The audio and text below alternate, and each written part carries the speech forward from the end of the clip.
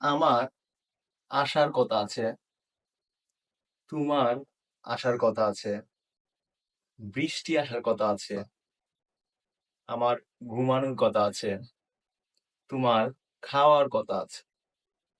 Hello everyone, this is Arab for you once again. Today in this video, we are going to learn a spoken English rule that can literally help us to develop our speaking skill. Okay, so let's get started. দেখেন আমি বলছি যে আমার আসার কথা আছে, তোমার আসার কথা আছে, তার যাওয়ার কথা আছে, বৃষ্টি আসার কথা আছে। এই যে বাক্যগুলো বললাম, কোনো কিছুর আসার বা কথা আছে, এরকম অর্থ আপনি কিভাবে ইংরেজিতে ট্রান্সলেট করবেন? It's pretty normal. আপনাকে ব্যবহার করতে হবে সাপোজ টু। সাপোজ টু মানে কোনো কিছু আসার বা করার কথা আছে। ঠিক আছে? কারণ এখানে একটা স্ট্রাকচার আপনাকে ব্যবহার করতে হবে। Subject plus am is are plus suppose to plus verb one. ঠিক আছে?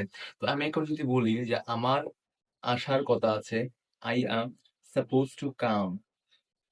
আমার যাওয়ার কথা আছে, I am suppose to go. তোমার আসার কথা আছে, you are suppose to come. তার যাওয়ার কথা আছে, হি সাপোজ টু গো। আমার ঘুমানোর কথা আছে, I am suppose to sleep. বৃষ্টি আসার কথা আছে, it is suppose two rain. এখন আমি যদি এই কথাগুলোকে আমি যদি বলি বৃষ্টি আসার কথা ছিল, তাহলে কিন্তু ফাস্ট হয়ে যাবে।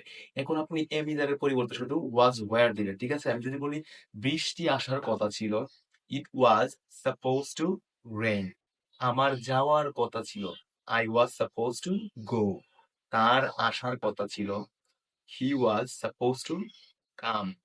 তাদের খেলার কথা ছিল, they were suppose to play. So এভাবে চাইলে আপনি কিন্তু খুব সহজেই বাংলা বাক্যগুলোকে ইংরেজি ট্রান্সলেট করতে পারেন। ঠিক আছে? So hope you have understood the lesson. I don't want to make it more longer. Know what today.